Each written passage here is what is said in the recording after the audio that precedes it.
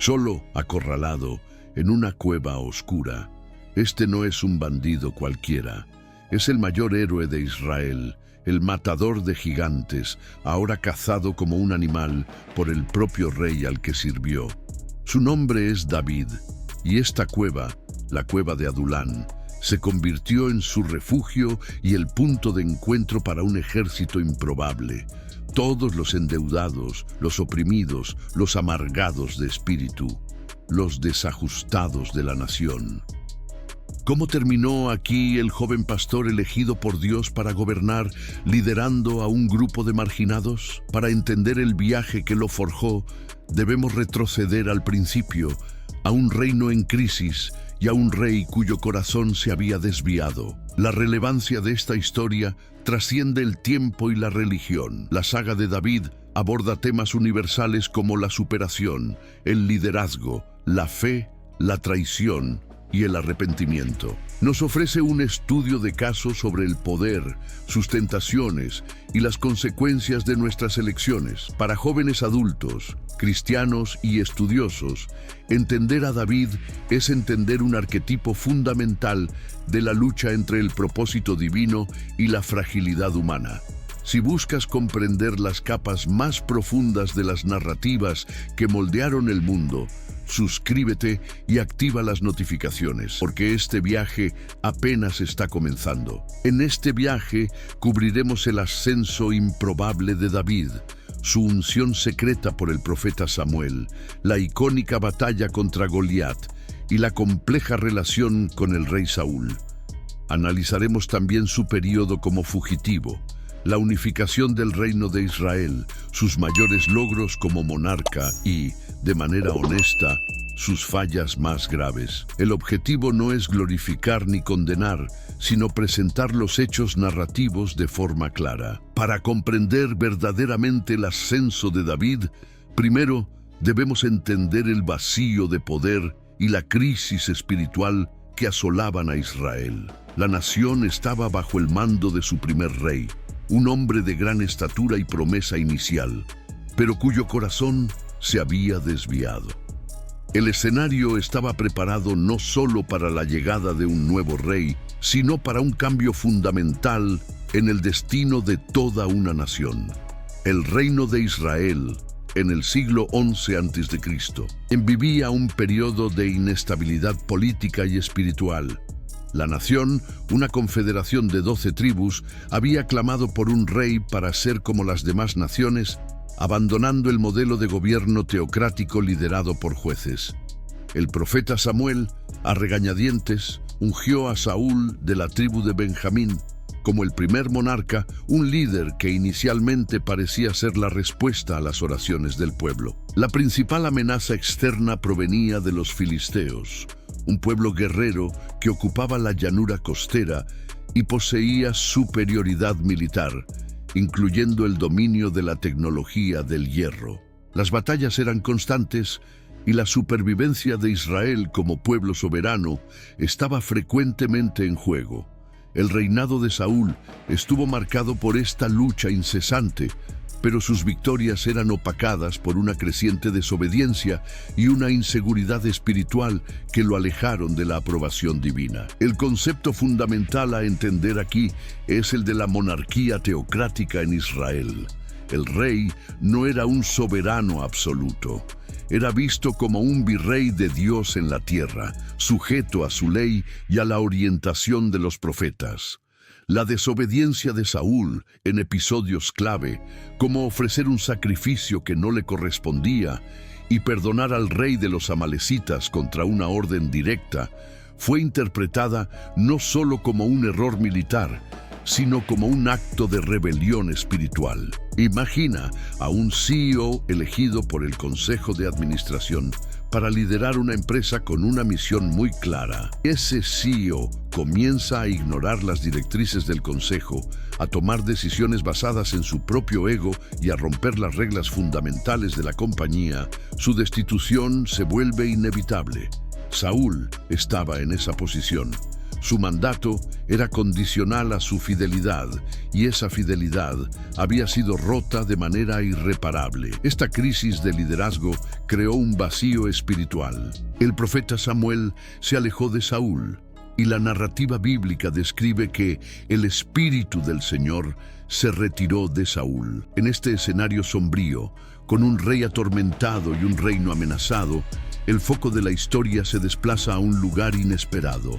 Lejos de la corte real, en los campos de Belén, un joven pastor estaba a punto de ser llamado a un destino que jamás podría haber imaginado. Mientras la corona pesaba sobre la cabeza de un rey rechazado, la búsqueda de su sucesor comenzó en secreto. El profeta Samuel fue enviado por Dios a Belén, a la casa de un hombre llamado Jesé, con la misión de ungir a uno de sus hijos como el futuro rey de Israel. Esta no era una búsqueda de un guerrero imponente o un noble de linaje, sino de alguien cuyo corazón estuviera alineado con el propósito divino, un criterio que el mundo no podía ver. Al llegar, Jesé presentó a sus hijos a Samuel uno por uno. Eliab, el primogénito, era alto y de buena apariencia, y el profeta pensó de inmediato que había encontrado al elegido. Sin embargo, la instrucción divina fue clara: no mires su apariencia ni la altura de su estatura, porque lo he rechazado. Porque el Señor no ve como ve el hombre, pues el hombre ve lo que está delante de los ojos, pero el Señor mira el corazón. Tras 7 de los hijos de Jesé ser presentados y rechazados, Samuel preguntó si no había más. Entonces mencionaron al menor David, que estaba en el campo cuidando las ovejas. El trabajo de pastor era humilde, a menudo solitario y peligroso, requiriendo valentía para enfrentar depredadores como leones y osos, y paciencia para guiar y proteger al rebaño. Era en ese entorno donde se forjaba el carácter del futuro rey. Cuando David, un joven pelirrojo y de rostro hermoso, fue traído ante Samuel, la confirmación divina llegó de inmediato. El profeta tomó el cuerno de aceite y lo ungió en medio de sus hermanos. A partir de ese día, la Biblia relata que el Espíritu del Señor se apoderó de David. Esta unción, sin embargo, no lo llevó directamente al trono. Fue un acto profético, un sello de un destino que tomaría años de pruebas para cumplirse. David volvió a sus ovejas, pero algo fundamental había cambiado. Ahora llevaba un secreto, una promesa divina que redefiniría completamente su identidad. La unción no fue una ceremonia pública de coronación, sino el inicio de un largo y arduo proceso de preparación. Su primer desafío no sería en un campo de batalla, sino dentro de los pasillos del propio palacio que un día gobernaría, y de una manera totalmente inesperada. La unción de David fue un evento silencioso, un secreto guardado entre el profeta, el joven y su familia. No hubo proclamación pública, ningún cambio inmediato en su estatus social. Él era el rey elegido por Dios, pero para el resto del mundo seguía siendo solo un pastor. Esta dualidad entre su realidad presente y su destino futuro se convirtió en un tema central en sus primeros años, un periodo de espera y preparación invisible a los ojos de la nación. El Espíritu de Dios, que ahora reposaba sobre David, había, en contraste, abandonado a Saúl. El rey reinante comenzó a ser atormentado por lo que las Escrituras describen como un espíritu maligno de parte del Señor. Esta condición se manifestaba en crisis de depresión, paranoia y rabia incontrolable, tornando la atmósfera del palacio tensa y sombría. Sus siervos, buscando aliviar el sufrimiento del rey, sugirieron una terapia inusual para la época: la música. Propusieron encontrar a un hombre que supiera tocar el arpa, creyendo que la melodía suave podría calmar el espíritu atormentado de Saúl. Fue entonces cuando uno de los siervos mencionó haber conocido a un hijo de Jesé, el belenita, que no solo era hábil con el arpa, sino que también era descrito como valiente, vigoroso, hombre de guerra, prudente en palabras y de gentil presencia, y sobre quien estaba el Señor. La reputación de David ya lo precedía. Así, el joven pastor que había sido secretamente ungido rey fue convocado a la corte, no para reclamar su trono, sino para servir al propio rey que estaba destinado a reemplazar. David llegó al palacio como un músico terapeuta, su identidad real completamente oculta. Esta posición le dio un acceso sin precedentes al funcionamiento interno del poder, permitiéndole observar el liderazgo, la política y la fragilidad del hombre que ocupaba el trono. Siempre que el espíritu atormentador venía sobre Saúl, David tocaba su arpa. La música traía alivio y paz al rey, y Saúl desarrolló un gran aprecio por el joven, haciéndolo su escudero. El futuro rey estaba sirviendo al rey actual, aprendiendo lecciones valiosas en el corazón del poder, mientras el destino tejía una compleja red que pronto los pondría en un inevitable camino de colisión. Un enfrentamiento que comenzaría no en el palacio, sino en un valle sitiado. El alivio que la música de David traía al rey Saúl era solo temporal.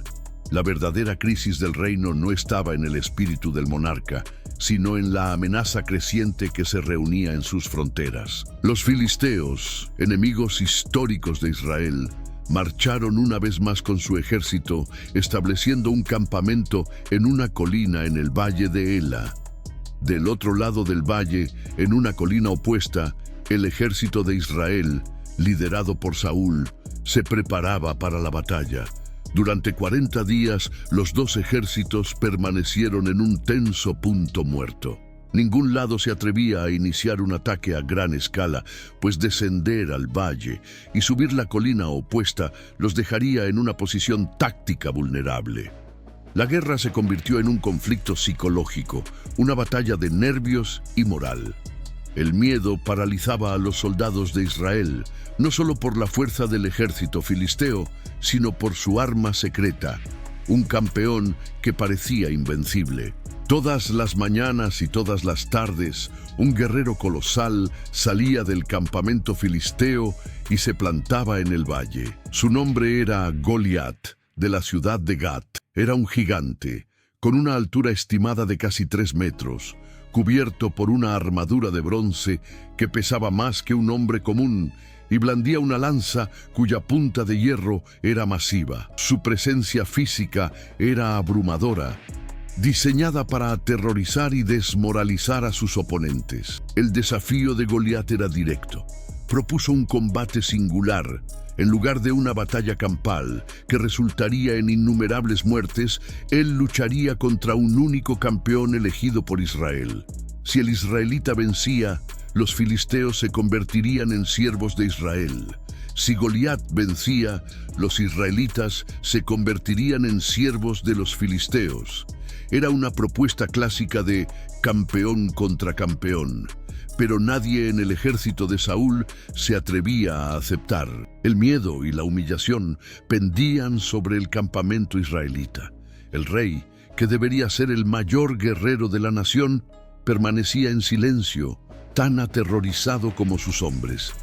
Era un reflejo de su falla en el liderazgo espiritual y militar. Fue en este escenario de parálisis y desesperación que el joven David llegó al campamento, enviado por su padre solo para llevar provisiones a sus hermanos mayores, sin saber que estaba a punto de enfrentar al gigante que personificaba el miedo de toda una nación.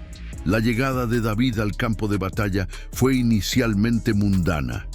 Traía panes y quesos para sus hermanos y para el comandante de su unidad, una tarea doméstica que contrastaba drásticamente con la tensión de la guerra. Sin embargo, al llegar, escuchó el desafío de Goliat y fue testigo del miedo paralizante que había tomado al ejército de Israel.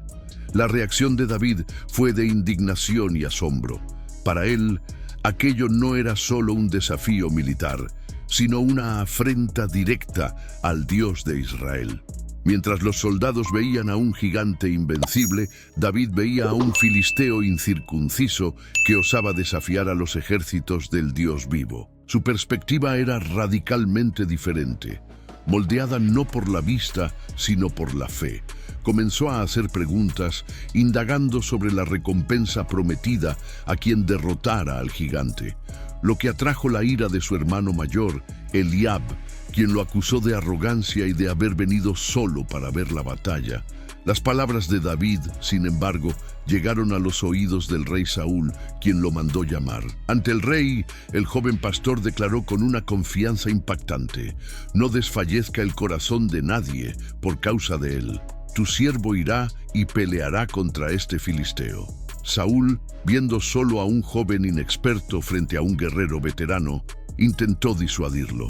Pero David respondió con la lógica de su propia experiencia, forjada en la soledad de los campos. Le contó a Saúl cómo, al pastorear las ovejas de su padre, enfrentó y mató a un león y a un oso que habían robado un cordero del rebaño. Argumentó que el mismo Dios, que lo libró de las garras del león y del oso, también lo libraría de las manos de aquel filisteo. Para David, Goliat era solo otro depredador amenazando al rebaño del Señor. Su confianza no estaba en su propia fuerza, sino en la fidelidad de Dios. Convencido por la fe extraordinaria del joven, Saúl accedió, pero insistió en que David usara su propia armadura real. El yelmo de bronce y la coraza, sin embargo, eran pesados e incómodos para David, que no estaba acostumbrado a ellos. Los quitó, eligiendo enfrentar al gigante no con las armas de un rey, sino con las herramientas simples de un pastor: su cayado, su honda y 5 piedras lisas que tomó de un arroyo. El escenario estaba listo para uno de los duelos más emblemáticos de la historia. El enfrentamiento en el valle de Ela fue más que una lucha entre dos hombres. Fue un choque de teologías, tecnologías y visiones del mundo. Por un lado, Goliat, el ápice de la fuerza militar humana, representaba el poder de la tecnología del hierro, la fuerza bruta y la intimidación. Su pesada armadura y sus armas masivas eran la máxima expresión de la confianza del hombre en su propia capacidad. Era el producto de una cultura que valoraba el poder físico por encima de todo. Por otro lado, David, con su honda y piedras, representaba un enfoque completamente diferente. La honda no era un juguete de niño, sino un arma de proyectil letal en manos de un experto, capaz de lanzar una piedra a una velocidad superior a 100 kilómetros por hora con precisión mortal. Simbolizaba la confianza en la habilidad, la agilidad y, sobre todo, la intervención divina en lugar de la fuerza bruta. Era el arma del ágil contra el poderoso, del estratégico contra el imponente. Cuando Goliat vio a su oponente, un joven sin armadura y con un cayado de pastor, se sintió insultado. «¿Acaso soy un perro para que vengas a mí con palos?», se burló, maldiciendo a David en nombre de sus dioses. La respuesta de David se convirtió en una de las declaraciones de fe más famosas de la historia. «Tú vienes a mí con espada, lanza y escudo, pero yo vengo a ti en el nombre del Señor de los ejércitos, el Dios de los ejércitos de Israel, a quien has desafiado». La batalla fue sorprendentemente rápida. David corrió hacia el filisteo, giró su honda y lanzó una sola piedra. La piedra se hundió en la frente de Goliat, el único punto vulnerable en su armadura, y el gigante cayó de rostro en tierra. David corrió, tomó la propia espada de Goliat y lo decapitó, sellando la victoria de manera inequívoca. El ejército filisteo, al ver a su campeón derrotado, entró en pánico y huyó, perseguido por los israelitas. Este evento, que quedaría para siempre conocido como David versus Goliat, la batalla que cambió a Israel, fue un punto de inflexión monumental. No solo rompió el punto muerto militar, sino que catapultó a David de un pastor anónimo a un héroe nacional. La victoria no se atribuyó a su fuerza, sino a su fe, validando la elección divina y el principio de que el poder de Dios se perfecciona en la debilidad humana. Sin embargo, esta fama repentina y abrumadora pronto encendería una llama peligrosa en el corazón del rey. La victoria sobre Goliat transformó a David instantáneamente en una celebridad en todo el reino. Cuando los ejércitos regresaron de la persecución de los filisteos, fueron recibidos con celebraciones en todas las ciudades de Israel. Las mujeres salían a bailar y cantar, y sus canciones contenían un estribillo que, aunque celebratorio, sembraría las semillas de la discordia. Saúl hirió a sus miles, pero David a sus 10.000. Esta comparación, repetida incesantemente, golpeó al rey Saúl como una flecha. Su inseguridad, ya alimentada por el alejamiento del favor divino, se transformó en una envidia corrosiva y una profunda paranoia. Miraba a David no ya como el músico talentoso o el joven héroe, sino como un rival directo a su trono y popularidad. A partir de ese día, la Biblia afirma que Saúl miraba a David con recelo. A pesar de su creciente desconfianza, Saúl inicialmente mantuvo a David en su corte, ascendiéndolo a un puesto de mando en el ejército. David se comportaba con prudencia y sabiduría en todas sus misiones, y su éxito continuo solo aumentaba su popularidad entre el pueblo y los siervos del rey, incluido Jonatán, el propio hijo de Saúl. La amistad entre David y Jonatán se convirtió en legendaria, una alianza de lealtad que contrastaba fuertemente con el odio creciente del rey. La envidia de Saúl pronto se manifestó en intentos directos de asesinato. En 2 ocasiones, mientras David tocaba el arpa para calmarlo, el rey arrojó su lanza contra él, intentando clavarlo en la pared. David escapó en ambas ocasiones, pero el mensaje era claro. El palacio, que antes era un lugar de servicio, se había convertido en una trampa mortal. Saúl comenzó a tramar formas más sutiles de deshacerse de David. Ofreció a su hija mayor, Merab, en matrimonio a David, con la condición de que continuara luchando valientemente en las batallas del Señor. La intención oculta de Saúl era que David fuera muerto por los filisteos en el campo de batalla. Sin embargo, Saúl rompió su promesa y dio a Merab a otro hombre. La trama de Saúl se profundizó y pronto usaría a su otra hija, Mical, que amaba a David, como cebo en un plan aún más peligroso, forzando a David a una situación de vida o muerte para probar su valía. La paranoia de Saúl continuó intensificándose, convirtiendo el palacio en un entorno insostenible para David. Tras el intento fallido de usar a su hija Merab como cebo, Saúl supo que su otra hija, Mical, estaba enamorada de David. Vio en ello una nueva oportunidad para su trampa. En lugar de una dote tradicional, Saúl exigió que David trajera una prueba macabra de su destreza militar: los prepucios de 100 filisteos, esperando que la tarea imposible y peligrosa resultara en la muerte de su rival. Contrario a las expectativas del rey, David no solo aceptó el desafío, sino que lo superó. Él y sus hombres fueron y mataron a 200 filisteos, entregando a Saúl el doble de la dote exigida. Incapaz de retractarse de su palabra, Saúl se vio forzado a dar a Mical en matrimonio a David. Este evento, sin embargo, solo aumentó el miedo y el odio de Saúl, pues veía claramente que Dios estaba con David y contra él. La posición de David como yerno del rey solo lo convertía en una amenaza aún mayor. La situación llegó a un punto crítico cuando Jonatán, hijo de Saúl y amigo leal de David, intervino. Confrontó a su padre, defendiendo la inocencia de David y recordándole la gran victoria sobre Goliat.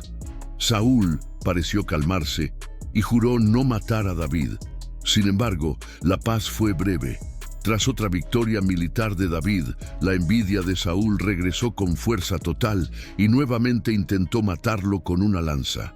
David escapó una vez más, huyendo a su casa. Esa noche, Saúl envió soldados para vigilar la casa de David y matarlo por la mañana. Fue Mical, ahora su esposa, quien lo salvó. Lo ayudó a descender por una ventana y engañó a los soldados de su padre, colocando un ídolo en la cama con una piel de cabra para simular el cabello de David. diciendo que estaba enfermo. El engaño dio a David tiempo precioso para escapar de la ciudad de Gabaa e iniciar su vida como fugitivo. Esta fuga marcó el fin de su carrera en la corte de Saúl y el comienzo de un largo y peligroso período de exilio dentro de su propio país. Ya no era el héroe nacional ni el músico del rey. Era un forajido, cazado por el monarca de Israel. Su viaje lo llevaría a lugares desolados, a buscar refugio entre extraños y a forjar un nuevo tipo de comunidad compuesta por aquellos que, como él, vivían al margen de la sociedad. La fuga de David lo llevó primero a Ramá, para buscar el consejo del profeta Samuel, el hombre que lo había ungido años antes.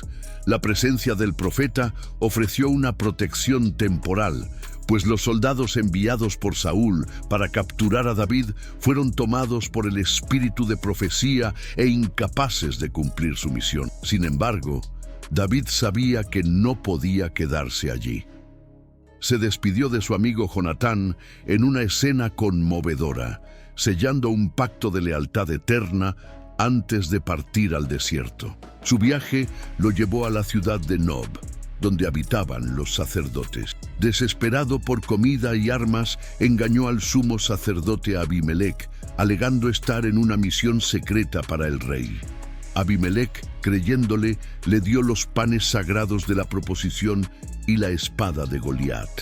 Este acto de compasión tendría consecuencias terribles más tarde, cuando un siervo de Saúl, Doeg, el edomita, presenció el encuentro y lo reportó al rey, resultando en una masacre de los sacerdotes. Con la espada del gigante que derrotó en sus manos, David continuó su fuga, llegando a un punto de desesperación tan grande que buscó refugio en la ciudad filistea de Gat, la tierra natal de Goliat. Allí fue reconocido por los siervos del rey Aquis. Temiendo por su vida, David fingió locura, arañando las puertas y dejando que la saliva corriera por su barba. La actuación fue tan convincente que el rey Aquis lo expulsó, considerándolo un loco inofensivo. Humillado y solo, David escapó a la cueva de Adulán. Este lugar aislado y naturalmente fortificado se convirtió en su refugio y, inesperadamente, el punto de encuentro para un nuevo tipo de ejército. La noticia de su ubicación se difundió y la Biblia describe quiénes se unieron a él. Todos los que se hallaban en apuros, todo hombre endeudado y todos los amargados de espíritu. Eran los desajustados, los oprimidos y los marginados por la sociedad de Saúl. En aquella cueva, el fugitivo David se convirtió en un líder. Acogió a cerca de 400 hombres, formando el núcleo de su futura guardia de élite. Eran hombres desesperados, pero leales, forjados en la adversidad. La cueva de Adulán no era solo un escondite, era la cuna de un reino en exilio, donde David comenzó a aprender a gobernar no por decreto real, sino por la fuerza de su carácter y la lealtad de aquellos que no tenían nada más que perder. Liderando su grupo de hombres descontentos, David se convirtió en un maestro de la guerra de guerrillas, moviéndose constantemente por los desiertos y regiones montañosas de Judá para evitar las fuerzas de Saúl. Durante este período, su leyenda creció. No era un bandido común, actuaba como un protector para las comunidades locales, defendiéndolas de ataques de saqueadores y de los propios filisteos, ganando la lealtad del pueblo común que se sentía negligenciado por el rey. Fue durante esta persecución implacable que el carácter de David fue probado de maneras extraordinarias. En 2 ocasiones distintas, el destino puso la vida de Saúl, su perseguidor, directamente en sus manos. La primera ocurrió en una cueva en el desierto de Engadi. Saúl, persiguiendo a David, entró en la misma cueva donde David y sus hombres estaban escondidos para atender una necesidad natural, completamente vulnerable y sin saber de su presencia. Los hombres de David vieron esto como una señal de Dios, la oportunidad perfecta para eliminar a su enemigo y reclamar el trono. Este es el día del que el Señor te habló.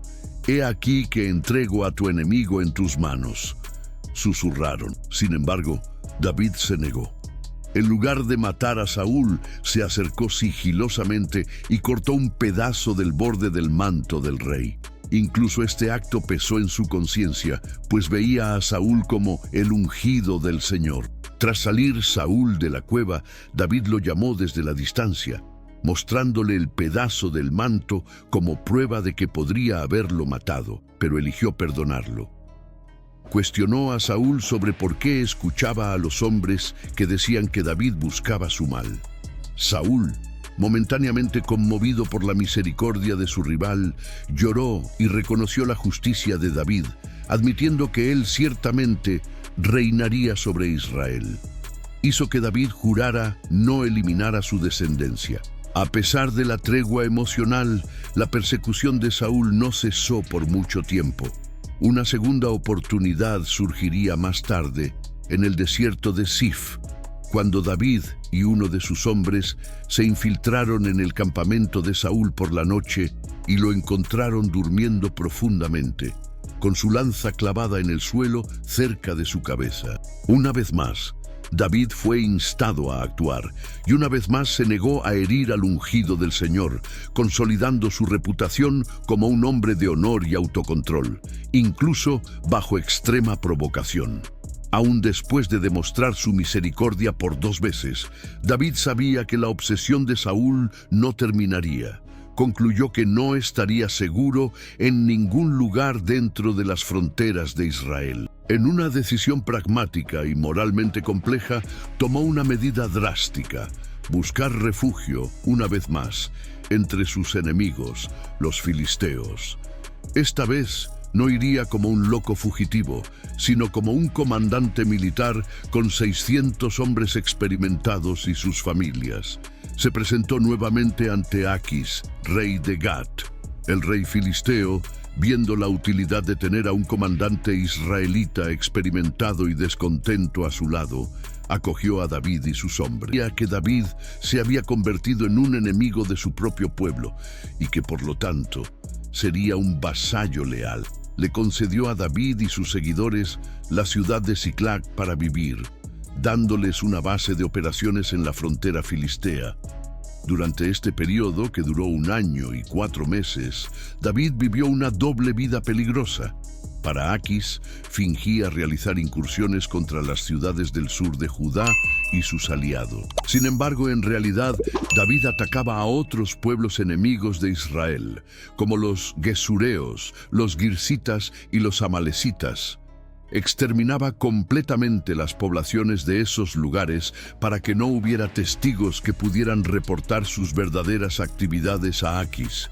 Esta estrategia era brillante y brutal. Permitía a David debilitar a los enemigos de Israel mientras mantenía la confianza de su protector filisteo. Traía el botín de sus batallas a Aquis, haciéndole creer que provenía de ataques contra el pueblo israelita. Aquis quedó tan convencido de la lealtad de David que llegó a decir: «Se ha hecho abominable para su pueblo de Israel, por lo tanto, me será siervo para siempre». La complejidad moral de David es uno de los puntos centrales de su saga. Comenta abajo qué aspecto de su viaje como fugitivo te sorprende más. Tu perspectiva enriquece nuestra comunidad de exploradores. La alianza de David con los filisteos alcanzó su punto más crítico cuando los señores filisteos reunieron todas sus fuerzas para una guerra masiva contra Israel. El rey Aquis, confiando plenamente en David, lo convocó para luchar a su lado, nombrándolo su guardaespaldas personal. David se encontró en una posición imposible: marchar a la batalla contra su propio pueblo, contra Saúl y, trágicamente, contra su mejor amigo, Jonatán. El destino estaba forzando un enfrentamiento inevitable. Mientras David marchaba con los filisteos hacia Jezreel, una crisis de conciencia y lealtad se avecinaba. Sin embargo, la providencia intervino. Los otros príncipes filisteos, al ver a David y sus hombres en el ejército, protestaron vehementemente. No confiaban en el comandante hebreo, temiendo que se volviera contra ellos en medio de la batalla para reconquistar el favor de Saúl. Recordaban las canciones. ¿No es este David de quien cantaban? Saúl hirió a sus miles, pero David a sus 10,000. A pesar de la confianza de Aquis en David, se vio forzado a ceder a la presión de sus colegas comandantes. Decepcionado, despidió a David y sus hombres, ordenándoles regresar a Siclag por la mañana. David, aunque probablemente aliviado por dentro, fingió estar ofendido, pero obedeció. Este giro del destino lo libró de la elección imposible de luchar contra su propio pueblo. Él y sus hombres partieron al amanecer, dejando al ejército filisteo avanzar hacia su enfrentamiento final con Israel. Mientras tanto, el rey Saúl estaba desesperado. Con el ejército filisteo acampado en Sunem, vio la vastedad de sus fuerzas y su corazón tembló de miedo. El profeta Samuel estaba muerto, y cuando Saúl intentó consultar a Dios a través de los medios tradicionales, sueños, Urim o profetas, no recibió respuesta. El silencio divino era ensordecedor. En su pánico, el rey, que había desterrado a todos los médiums y nigromantes del reino, se disfrazó y buscó a una hechicera en Endor para un último e ilícito intento de obtener orientación. La sesión mediúmnica resultó en la aparición del espíritu de Samuel, quien entregó a Saúl un mensaje de condenación final. Confirmó que el reino le había sido quitado y dado a David, y profetizó que al día siguiente Israel sería derrotado por los filisteos, y que Saúl y sus hijos estarían con él en el mundo de los muertos. El mensaje selló el destino del rey. Entró en la batalla del monte Gilboa al día siguiente, no con esperanza de victoria, sino con la certeza de su propia muerte. La batalla fue un desastre para Israel. El ejército fue derrotado y los filisteos presionaron duramente contra Saúl y sus hijos. Jonatán, Abinadab y Malquisúa, los hijos de Saúl, fueron asesinados. El propio Saúl, gravemente herido por arqueros, pidió a su escudero que lo matara para evitar la humillación de ser capturado. Cuando el escudero se negó, Saúl se lanzó sobre su propia espada.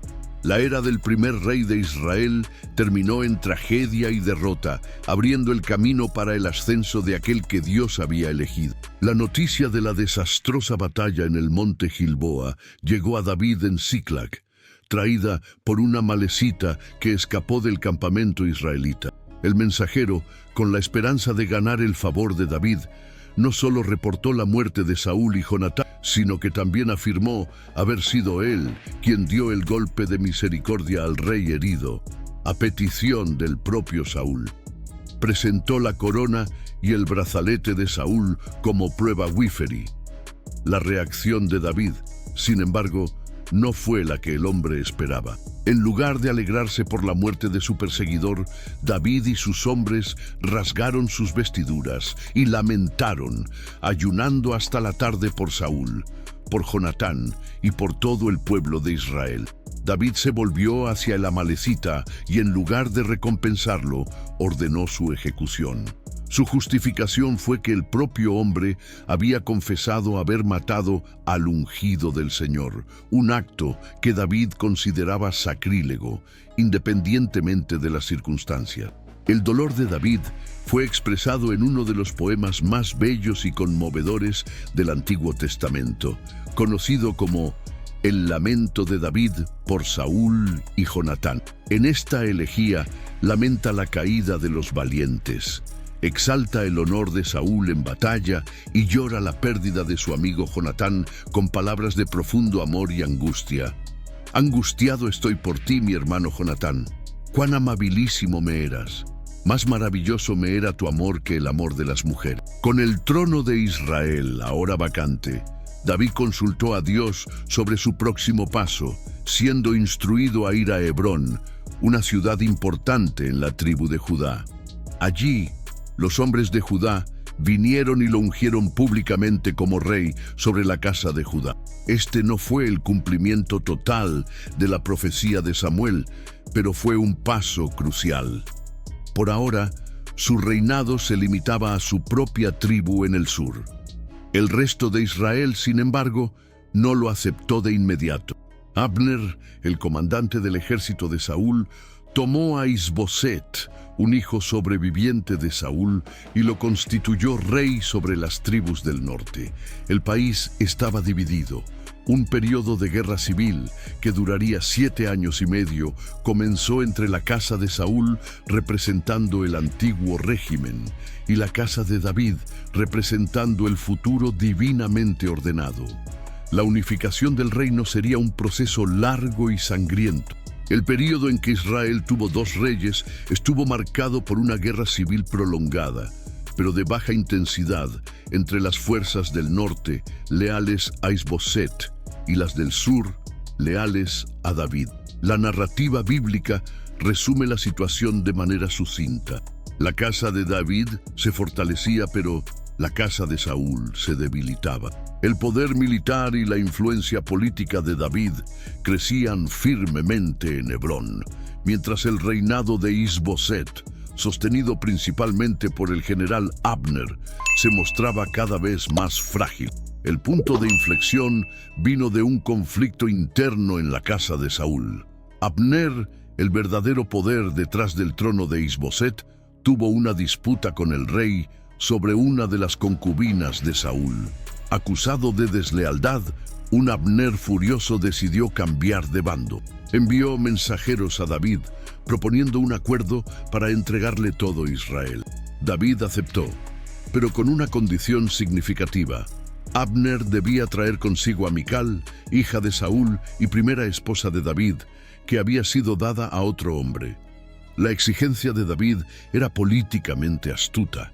Traer de vuelta a Mical no era solo una cuestión personal, era un acto simbólico que fortalecería su reclamación al trono de toda la nación, conectando su linaje al del primer rey. Abner cumplió la condición y vino a Hebrón con una delegación de ancianos de Israel sellando la alianza. Sin embargo, la tragedia intervino. Joab, el comandante del ejército de David, guardaba un rencor mortal contra Abner por haber matado a su hermano Asael en batalla. Sin el conocimiento de David, Joab tendió una emboscada a Abner y lo asesinó en venganza.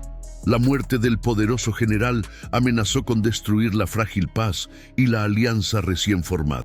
David, para demostrar su inocencia y buena fe, lamentó públicamente la muerte de Abner, maldijo a Joab por su acto traicionero y dio al exgeneral enemigo un funeral de honor. Este gesto convenció al pueblo del norte de que David no tuvo parte en la traición. Poco después, el propio rey Isboset fue asesinado por 2 de sus capitanes que esperaban una recompensa de David. Al igual que hizo con el mensajero de la muerte de Saúl, David los ejecutó por su crimen. Con la casa de Saúl ahora completamente sin liderazgo, todas las tribus de Israel vinieron a David en Hebrón. Lo reconocieron como su líder elegido y lo ungieron rey sobre todo Israel. A los 37 años, el exilio había terminado y la promesa estaba cumplida. Con el reino finalmente unificado bajo su mando, la primera gran tarea de David fue establecer una capital neutra y estratégica. Hebrón era la capital de Judá, su tribu natal, pero para gobernar sobre las 12 tribus necesitaba un centro que no perteneciera a ninguna de ellas. Un lugar que pudiera convertirse en la ciudad de David.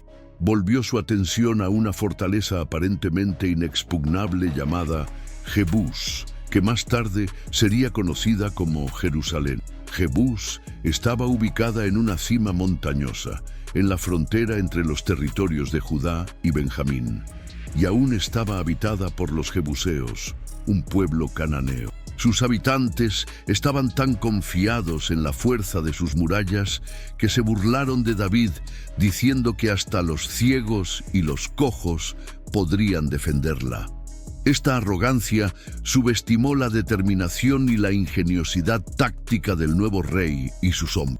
David lanzó un desafío a sus comandantes: Quien liderara el ataque y conquistara la fortaleza se convertiría en el jefe de su ejército. Joab, su sobrino y un guerrero feroz, aceptó el desafío. La estrategia exacta de la conquista es debatida por los estudiosos, pero el texto sugiere que Joab lideró un grupo de hombres a través de un túnel de agua, un punto vulnerable en la defensa de la ciudad, permitiendo que entraran y abrieran los portones para el resto del ejército. La conquista de Jerusalén fue un golpe maestro. David no solo adquirió una capital soberbiamente defendible, sino que también la estableció como su propiedad personal, la ciudad de David, uniendo políticamente el norte y el sur. Comenzó a fortificar y expandir la ciudad, y con la ayuda de materiales y artesanos enviados por Hiram, rey de Tiro, construyó para sí un palacio de cedro. Su posición como un monarca regional poderoso se consolidaba rápidamente. El establecimiento de Jerusalén como capital política fue solo el primer paso del plan de David. Entendía que para unir verdaderamente a la nación, la ciudad necesitaba convertirse no solo en el centro del gobierno, sino también en el corazón espiritual de Israel. Faltaba un elemento crucial para completar esta visión: la presencia física de lo sagrado, el símbolo de la alianza de Dios con su pueblo. El viaje para traer el Arca de la Alianza a Jerusalén sería su próximo gran emprendimiento. Con Jerusalén firmemente establecida como la capital política, David volvió su atención a consolidarla como el centro religioso de Israel. Para ello, planeó traer el Arca de la Alianza a la ciudad. El Arca era el objeto más sagrado de Israel, un baúl de madera de acacia recubierto de oro que contenía las tablas de los 10 mandamientos. Simbolizaba la presencia y el trono de Dios en la tierra, pero había sido descuidada por décadas, permaneciendo en una casa particular en Kiriat Jearim. David reunió a 30,000 hombres escogidos de Israel para acompañar al arca en una gran procesión hasta Jerusalén. Colocaron el arca en una carreta nueva, un método de transporte usado por los filisteos, pero que no seguía las prescripciones de la ley mosaica, que determinaba que el arca debía ser cargada en los hombros de los levitas, usando varas pasadas por argolla. Esta negligencia, nacida tal vez del entusiasmo, tendría consecuencias trágicas.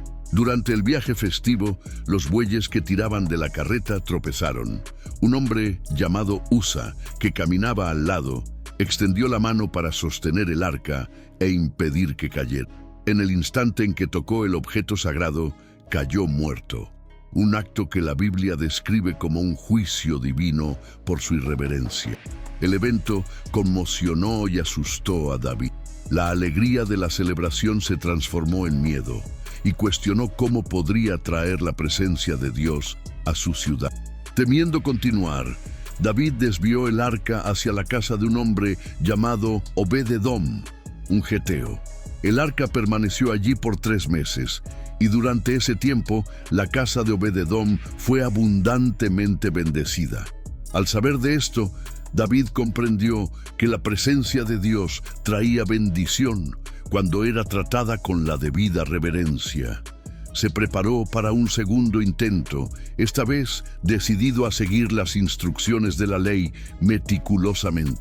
En el segundo intento, el arca fue cargada por los levitas, como se ordenaba. La procesión estuvo marcada por sacrificios y una celebración exuberante. El propio rey David, despojado de sus vestes reales y vestido con una simple estola de lino, danzó ante el Señor con todas sus fuerzas.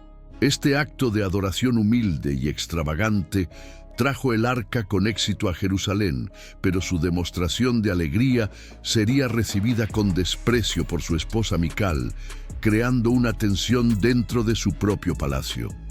La llegada del Arca de la Alianza a Jerusalén marcó el ápice de la primera fase del reinado de David. Había unificado la nación, establecido una capital y centralizado la adoración a Dios. Con el reino en paz y su casa segura, David reflexionó sobre la aparente disparidad entre su propia morada, un palacio de cedro, y la del arca, que habitaba dentro de una simple tienda. Compartió con el profeta Natán su deseo de construir un templo permanente para Dios. Natán, inicialmente, animó al rey, diciéndole que hiciera todo lo que estaba en su corazón. Esa misma noche, sin embargo, el profeta recibió un mensaje divino que cambiaría fundamentalmente la perspectiva de David y establecería las bases para la teología mesiánica futura. Dios dijo a Natán que no sería David quien construyera una casa para él, sino que él, el Señor, construiría una casa para David, una dinastía duradera. Esta revelación es conocida como la Alianza Davídica. Dios prometió a David que su nombre sería engrandecido, que el pueblo de Israel tendría un lugar seguro y permanente, y lo más importante, que su trono sería establecido para siempre. La promesa se extendía más allá de su hijo inmediato, Salomón. Dios declaró: "Tu casa y tu reino serán firmados para siempre delante de ti. Tu trono será establecido para siempre". Esta promesa incondicional fue un momento decisivo. Mientras la alianza mosaica era condicional a la obediencia del pueblo, la alianza davídica era una promesa unilateral de Dios. Estableció la línea de David como la línea real perpetua de Israel, de la cual vendría el futuro Mesías. La respuesta de David a esta revelación fue de profunda humildad y adoración. Fue al tabernáculo y oró, maravillado por la gracia de Dios, reconociendo su propia insignificancia ante una promesa tan monumental. Aunque David fue prohibido de construir el templo por ser un hombre de guerra que derramó mucha sangre, aceptó la decisión divina con sumisión. Dedicó el resto de su vida a librar las batallas del Señor, expandiendo y pacificando las fronteras de Israel y a reunir una vasta cantidad de materiales, oro, plata, bronce, hierro y madera, para que su hijo, Salomón, el hombre de paz, pudiera un día construir la magnífica casa del Señor en Jerusalén. Tras recibir la promesa de la alianza davídica, David estaba en el apogeo de su poder y prestigio. Había subyugado a los enemigos de Israel en todas las fronteras, trayendo una era de paz y prosperidad sin precedentes. El reino se extendía desde Egipto hasta el Éufrates, y su reputación era reverenciada. Fue en este momento de aparente seguridad y éxito, sin embargo, que el rey cometió el mayor error de su vida, una serie de decisiones que lanzarían una sombra permanente sobre su reinado y su familia. La historia comienza en la primavera, la época en que los reyes solían salir a la guerra. Pero David, en lugar de liderar sus ejércitos como de costumbre, permaneció en Jerusalén, enviando a Joab y sus soldados a luchar contra los amonitas. En una tarde ociosa, mientras paseaba por la terraza de su palacio, su mirada cayó sobre una mujer de extraordinaria belleza que se bañaba en una casa vecina. En lugar de apartar la mirada y controlar su deseo, cedió a la tentación. Mandó preguntar quién era la mujer y le informaron que era Betsabé, esposa de Urías, elitita, uno de sus soldados más leales y valientes, que estaba en ese preciso momento en el campo de batalla. Aún sabiéndolo, David la mandó buscar y cometió adulterio con ella. Luego la envió de vuelta a su casa, tal vez esperando que el incidente permaneciera en secreto. Pero las consecuencias de sus actos no tardarían en aparecer. Poco después, Betsabé envió un mensaje a David con una noticia devastadora. «Estoy embarazada». El pánico se apoderó del rey. La exposición de su pecado no solo mancharía su reputación, sino que, según la ley mosaica, el adulterio era castigado con la muerte para ambas partes. David, el legislador y juez de Israel, se había convertido en un criminal.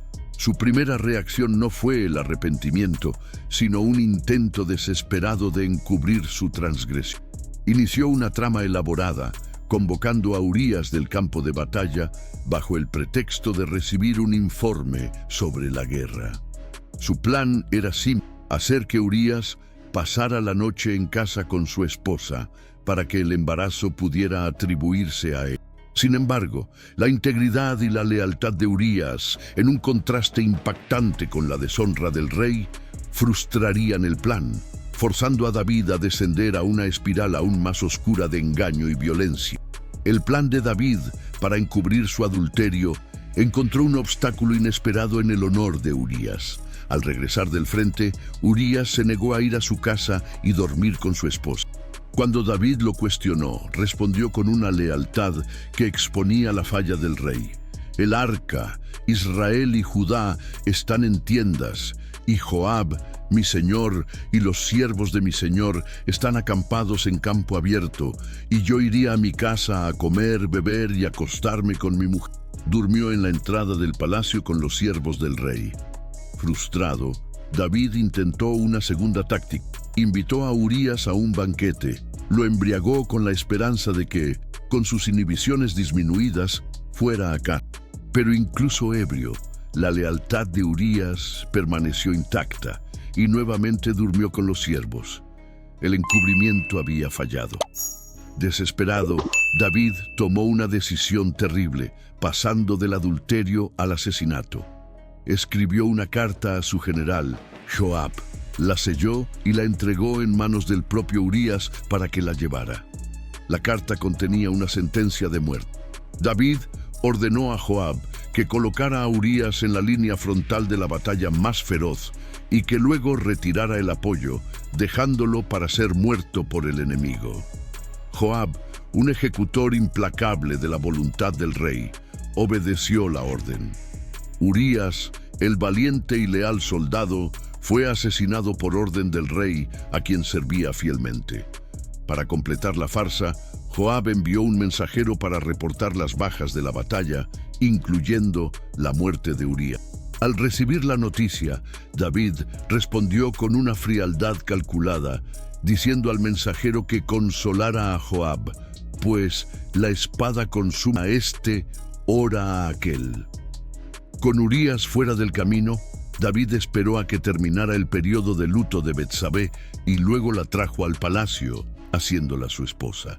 A los ojos del público parecía estar actuando con honor, cuidando de la viuda de un héroe de guerra.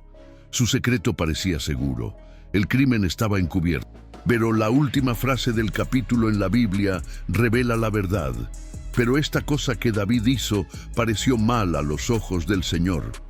Por casi un año, David vivió con su pecado secreto, tal vez incluso convenciéndose de que había escapado de las consecuencias. Tenía a la mujer que deseaba y su hijo había nacido. Sin embargo, el silencio divino estaba a punto de ser roto de manera dramática por la llegada del profeta Natán, quien traería el juicio de Dios directamente al corazón del rey. El enfrentamiento entre el profeta Natán y el rey David es uno de los momentos más poderosos de toda la Biblia, una lección sobre valentía profética y la naturaleza del arrepentimiento. Natán no llegó al palacio con acusaciones directas, lo que podría haber puesto a David a la defensiva.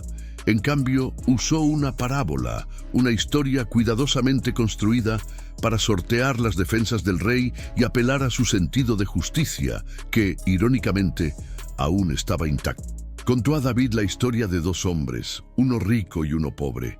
El rico poseía innumerables ovejas y ganado, mientras el pobre no tenía nada, excepto una sola corderita que amaba como a una hija. Un día, un viajero visitó al hombre rico, quien, en lugar de tomar uno de sus propios animales para preparar una comida, tomó la corderita del hombre pobre y la preparó para su huésped. La historia era un espejo perfecto del pecado de David.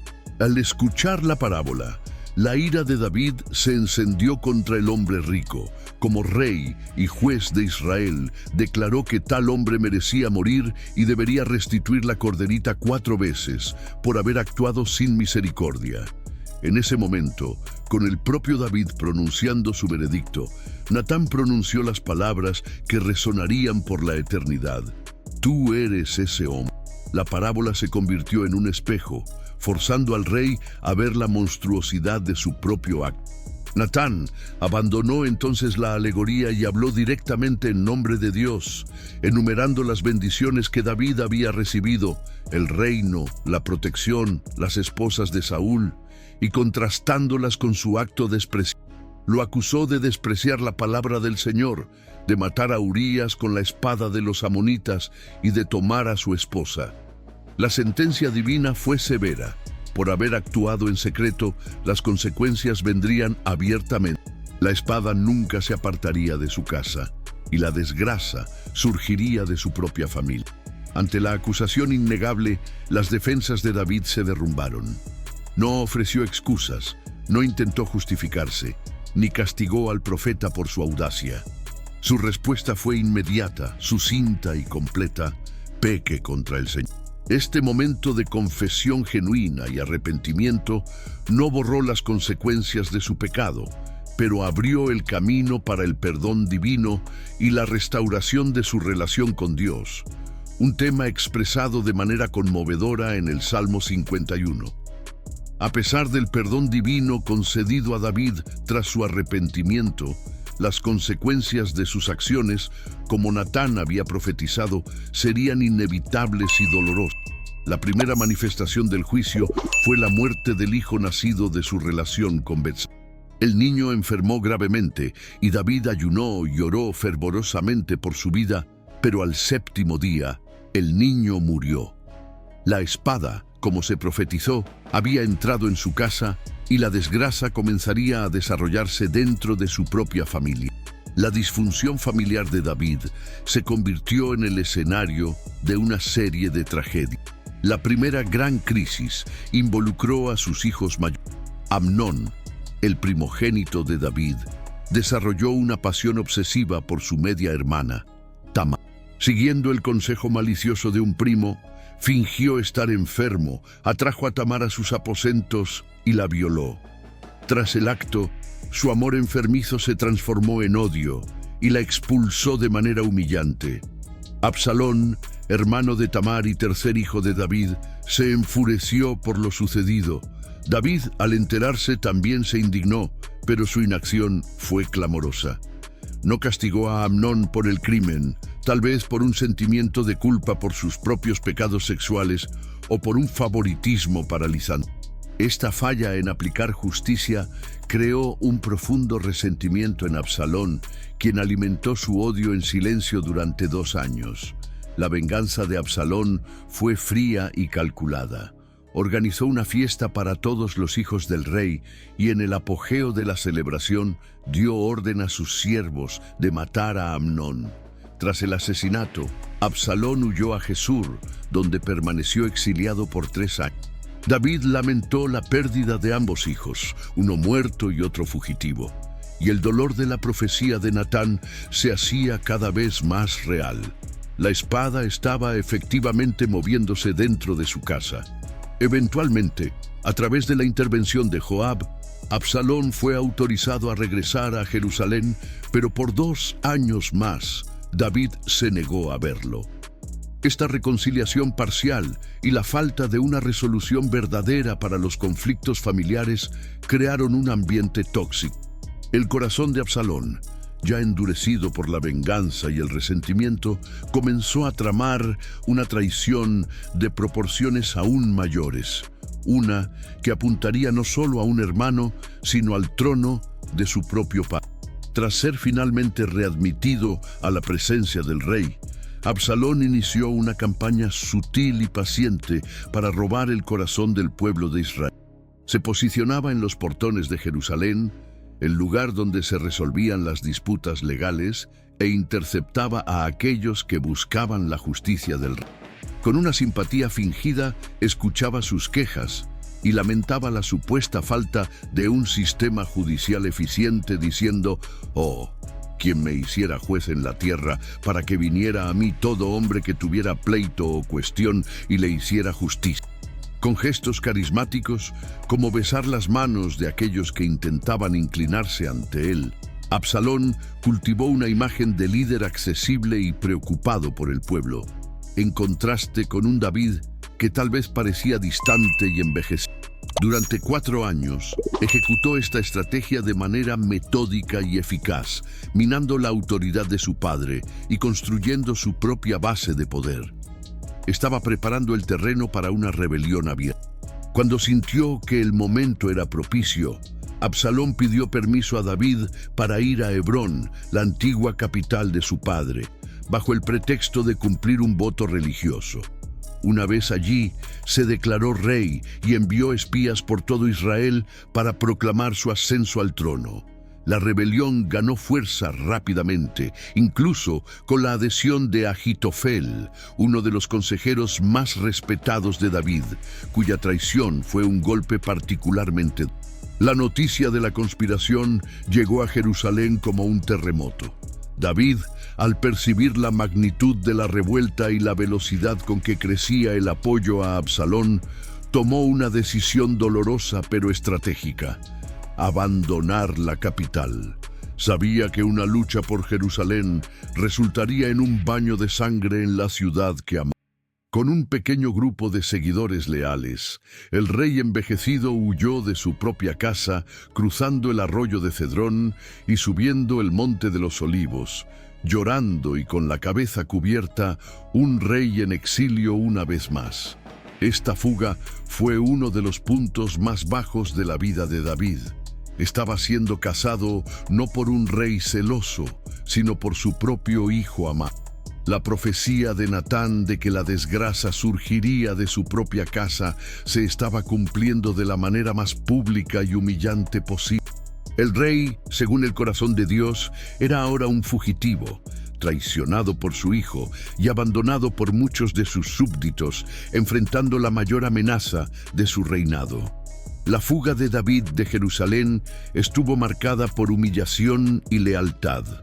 Mientras subía el monte de los Olivos, fue confrontado por Simei, un pariente de Saúl, quien lo maldijo y le arrojó piedras, culpándolo por la caída de David, en un acto de humildad y sumisión a lo que veía como la voluntad de Dios, impidió que sus hombres mataran a Simei, diciendo: «Dejadlo maldecir, pues el Señor se lo ha dicho». Sin embargo, también fue fortalecido por actos de lealtad de amigos que arriesgaron todo para permanecer con él. Mientras tanto, en Jerusalén, Absalón entraba en la ciudad y tomaba el palacio. Siguiendo el consejo del traidor Ahitofel, cometió un acto de afrenta pública y simbólica. Se acostó con las concubinas de su padre en una tienda en la terraza del palacio, a la vista de todo Israel. Este acto no era solo sobre lujuria, era una declaración de que había usurpado completamente la autoridad y el poder de David, cumpliendo otra parte de la profecía de Natán. La batalla por el alma del reino se transformó en una guerra de inteligencia. Ahitofel aconsejó a Absalón darle 12,000 hombres para que pudiera perseguir a David de inmediato, mientras estaba cansado y vulnerable, y matar. Este era un consejo militarmente sólido que probablemente habría tenido éxito. Sin embargo, Husai, un amigo de David que fingió lealtad a Absalón para actuar como espía, ofreció un contraconsejo. Sugirió que Absalón reuniera un ejército masivo de todo Israel para una batalla decisiva, apelando a la vanidad de Absalón de liderar personalmente una gran fuerza. Absalón y los ancianos de Israel prefirieron el consejo de Husai, lo que la Biblia atribuye a la intervención divina para frustrar el buen consejo de Ahitofel. Esta decisión dio a David el tiempo precioso que necesitaba para escapar, cruzar el río Jordán y reorganizar sus fuerzas en la ciudad de Mahanaim. Ahitofel, al ver que su consejo fue rechazado y percibiendo que la rebelión estaba condenada, fue a su casa y se ahorcó. La marea estaba comenzando a caer. David organizó su ejército leal en 3 divisiones, bajo el mando de Joab, Abisai e Itai. Antes de enviarlos a la batalla en el bosque de Efraín, dio una orden explícita y conmovedora a sus comandantes, revelando el corazón de un padre incluso en medio de la traición. Tratad con suavidad, por amor a mí, al joven Absalón. El enfrentamiento final estaba preparado, pero la mayor preocupación del rey no era su propia corona, sino la vida de su hijo rebelde. La batalla decisiva entre las fuerzas de David y las de Absalón ocurrió en el denso y traicionero bosque de Efraín. El ejército experimentado de David, aunque en menor número, tenía la ventaja táctica de conocer el terreno. El bosque se convirtió en una trampa para el gran y desorganizado ejército de Absalón. La Biblia relata que el bosque consumió más gente ese día que la espada, sugiriendo que muchos se perdieron, cayeron en barrancos o fueron atrapados en emboscadas. Durante la batalla, Absalón, montado en su mula, pasó por debajo de las ramas de un gran roble. Sus largos y abundantes cabellos, de los que tanto se enorgullecía, quedaron atrapados en las ramas. Y la mula continuó, dejándolo colgando entre el cielo y la tierra, vivo, pero completamente vulnerable. Uno de los soldados de David lo vio, pero, recordando la orden del rey, no lo hirió y fue a reportar el hecho a Joab. Joab, el pragmático e implacable comandante, no tenía la misma excitación sentimental de David. Entendía que mientras Absalón viviera, la rebelión seguiría siendo una amenaza para el reino. Desoyendo la orden directa del rey, tomó 3 dardos y los clavó en el corazón de Absalón mientras aún estaba vivo en el reino. Sus escuderos luego lo rodearon y terminaron el trabajo. La rebelión había sido aplastada con la muerte de su líder. La noticia de la victoria debía ser llevada al rey, pero la cuestión era cómo informar sobre la muerte de Absalón. Joab, sabiendo el dolor que la noticia causaría, intentó enviar a otro mensajero. Sin embargo, el hijo de Sadoc, Ahimaas, insistió en correr. Ahimaas, siendo más rápido, llegó primero a David, que esperaba ansiosamente en la puerta de la ciudad. Dio la noticia de la victoria, pero evitó hablar del destino de Absalón. Cuando llegó el segundo mensajero, confirmó la victoria y, presionado por el rey, reveló la verdad. Sea como ese joven, el destino de los enemigos del rey. La comprensión golpeó a David no como un alivio, sino como una ola de dolor insoportable. El rey subió a la sala sobre la puerta y lloró, y mientras caminaba, su lamento se convirtió en uno de los gritos más tristes de la literatura. Hijo mío, Absalón, hijo mío, Absalón, ¿quién me diera haber muerto por ti, Absalón? El profundo dolor de David por la muerte de Absalón casi le costó el reino una segunda vez. Su lamento público y paralizante transformó la celebración de la victoria en un día de luto y vergüenza para su ejército victorioso. Los soldados, que arriesgaron sus vidas por él, regresaron a la ciudad furtivamente como si huyeran de una derrota. La nación, que acababa de ser salvada de la guerra civil, estaba nuevamente en un estado de incertidumbre, con un rey incapacitado por el luto. Fue Joab, una vez más, quien confrontó la realidad con David. Entró en los aposentos del rey y lo reprendió duramente, diciendo que su demostración de amor por sus enemigos y odio por sus amigos estaba avergonzando a todo el ejército. Lo advirtió que, si no se levantaba y hablaba al corazón de sus hombres, todos lo abandonarían esa misma noche. Con renuencia, David obedeció, sentándose en la puerta de la ciudad para ser visto por el pueblo y reafirmar su liderazgo. Con la rebelión terminada comenzó el proceso de restauración. Las tribus del norte, que habían seguido a Absalón, estaban confundidas y sin líder, pero pronto comenzaron a discutir sobre traer de vuelta al... David, actuando con sagacidad política, envió mensajes a los ancianos de su propia tribu de Judá, incentivándolos a ser los primeros en invitarlo de vuelta, restaurando así la lealtad de su base de poder. El viaje de regreso a Jerusalén fue cuidadosamente orquestado. Durante su retorno, David demostró gracia y astucia política. Perdonó a Simei, el hombre que lo maldijo durante su fuga. Restauró la posición de Mefiboset, el nieto de Saúl, que había sido falsamente acusado de traición. y en una jugada controvertida nombró a Amasa, el general del ejército rebelde de Absalón, como el nuevo comandante de su propio ejército, en lugar de Joab, probablemente para unificar las facciones y también para castigar a Joab por su desobediencia. Sin embargo, la paz era frágil. La restauración de David al trono no resolvió las tensiones tribales subyacentes entre Judá y las tribus del norte, que se sintieron marginadas en el proceso. Esta tensión pronto explotaría en otra revuelta, liderada por un hombre llamado Seba. Aunque esta rebelión fue rápidamente suprimida por Joab, quien también aprovechó la oportunidad para asesinar a su rival Amasa, sirvió como un presagio de las divisiones que un día dividirían el reino tras la muerte de Saúl. Los años finales del reinado de David fueron dedicados a consolidar su legado y preparar el terreno para la sucesión de su hijo, Salomón. Aunque no podía construir el templo, se convirtió en el arquitecto visionario detrás de él. David organizó a los levitas y sacerdotes en sus diversas funciones. Estableció coros y músicos para el servicio de adoración y acumuló una cantidad extraordinaria de oro, plata, bronce y cedro para la construcción, dejando planes detallados para su hijo.